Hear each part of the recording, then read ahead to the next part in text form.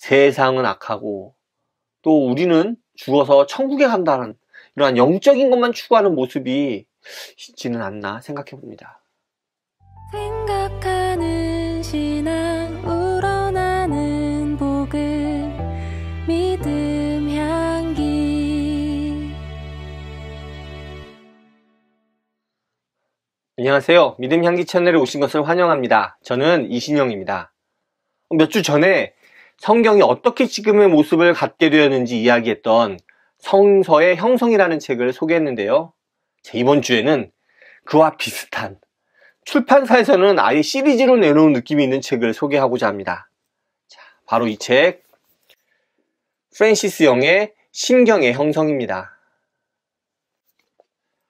대부분의 교회에서는 주일 예배 시간에 사도신경을 고백하죠. 아닌가요? 제가 다녔던 교회는 주일 예배 때는 거의 항상 사도신경을 고백했습니다.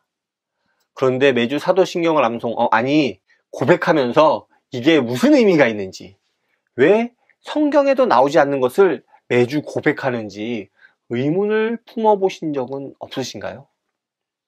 제가 어릴 때 교회에서 주기도문, 사도신경, 십계명을 암기한 학생들에게 이렇게 선물도 주고 그랬던 기억이 있는데요. 주기도문이랑 십계명은 성경에 나오잖아요. 그런데 사도신경은 성경에 나오는 것도 아닌데 함께 암기했습니다. 요즘 예배에서도 주기도문이나 십계명은 거의 암송이나 암기하지 않는데 유독 사도신경은 열심히 암송합니다. 이런 사도신경이 왜, 그리고 어떻게 만들어졌는지 혹시 아십니까? 오늘 소개한 이 책은 초대교회에서 만들어진 신경들이 왜, 그리고 어떻게 만들어졌는지 소개하는 책입니다.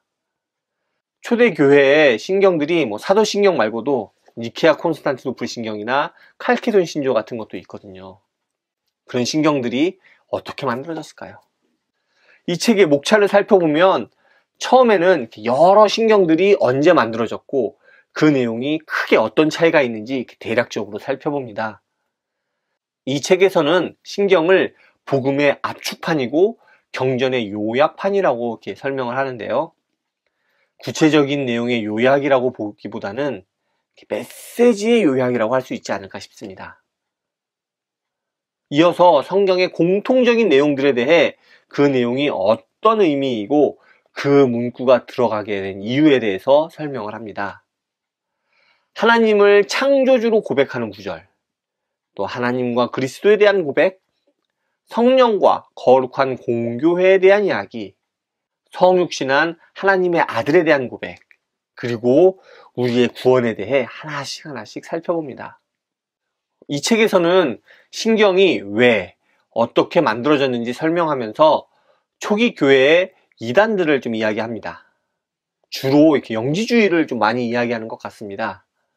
그러면서 잘못된 이단들에 이렇게 대항하면서 바른 신앙에 대한 가이드로 신경이 만들어졌다고 하네요. 육은 약하고 영적인 것은 선하다고 보는 그러한 영지주의의 주장에 대해 그것이 아니라 하나님이 창조하신 이 세상은 모두 선하다라고 이야기하면서 하나님을 창조주로 고백합니다. 또한 아리우스파와 아타나시우스의 대립을 이야기하면서 하나님과 동일 본질이신 예수님에 대한 고백을 이야기하죠. 이렇게 한 구절씩 살펴보면서 초기 기독교 교리가 형성된 배경도 알아볼 수 있습니다. 이 책의 초반에도 이야기하지만 교리와 신경은 기독교만이 갖는 특징이라고 할 수 있습니다. 다른 종교에는 성경 같은 경전은 좀 있지만 잘 정리된 교리와 신경은 제가 거의 못 본 것 같아요. 누군가는 기독교를 교리의 종교라고 하더라고요. 그만큼 교리가 중요하고 그래서 교리에 대해 잘 정리한 신경이 차지하는 부분이 참 큰 것 같습니다. 초대교회의 이단으로 정죄되었던 모습들을 다시 한번 살펴보면서 그런 잘못된 신앙에 대한 대항으로 만들어지고 고백되어지는 신경들을 고백하는 우리가 그런 잘못된 신앙의 모습에서 멀리 떨어져 있는가 하는 생각을 좀 해봅니다. 육은 약하고 영은 선하다는 앞에서 말씀드린 그러한 영지주의의 모습이 이렇게 교묘하게 우리 교회 안에서 이야기되고 있지는 않나요? 세상은 악하고 또 우리는 죽어서 천국에 간다는 이러한 영적인 것만 추구하는 모습이 있지는 않나 생각해 봅니다. 우리는 선택받아서 하나님에 대한 특별한 지식을 갖고 있다는 선민의식에 빠져 있는 것 같기도 하고요. 어떻게 보면 제가 던진 이러한 질문들이 큰 문제가 되지 않을 수도 있습니다만, 제가 이 책을 읽으면서 들었던 생각은 교리에 대한 철저한 검증보다 저런 잘못된 신앙에 대한 고민이 더 필요하지 않나 하는 생각이 좀 들었습니다. 저런 신앙은 좀 훨씬 갖기 쉽고 설명하기도 쉬워 보이죠. 그런데 초대교회에서는 저런 신앙에 대해 잘못되었다라고 단호하게 거부합니다. 훨씬 어렵고 힘든 신앙의 길을 찾습니다. 그것이 하나님의 말씀을 바르게 읽고 바르게 행하는 길이라고 고백했습니다. 그렇게 신경이 만들어졌고 내려오게 됩니다. 오늘 우리는 그 신경을 이어받았습니다. 그런데 그 신경의 문구만 남고 그 뒤에 있었던 치열한 고민은 다 사라져버린 것이 아닌가 하는 생각이 들었습니다. 그런 고민은 어렵고 힘드니까 쉽고 복받는 신앙에 천착해버린 게 아닌가요? 그리고 그것이 오늘날 우리 기독교가 세상에서 손가락질 받게 된 이유는 아닐까 하는 생각이 들었습니다.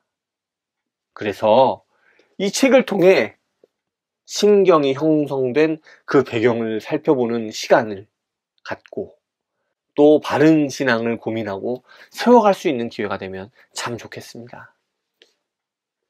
오늘 준비한 내용은 여기까지입니다. 우리의 신앙을 다시 한번 돌아보고 주님의 온전한 뜻을 찾기 위해 노력하는 우리 모두가 되길 간절히 기도합니다. 감사합니다. 다음에 또 오세요.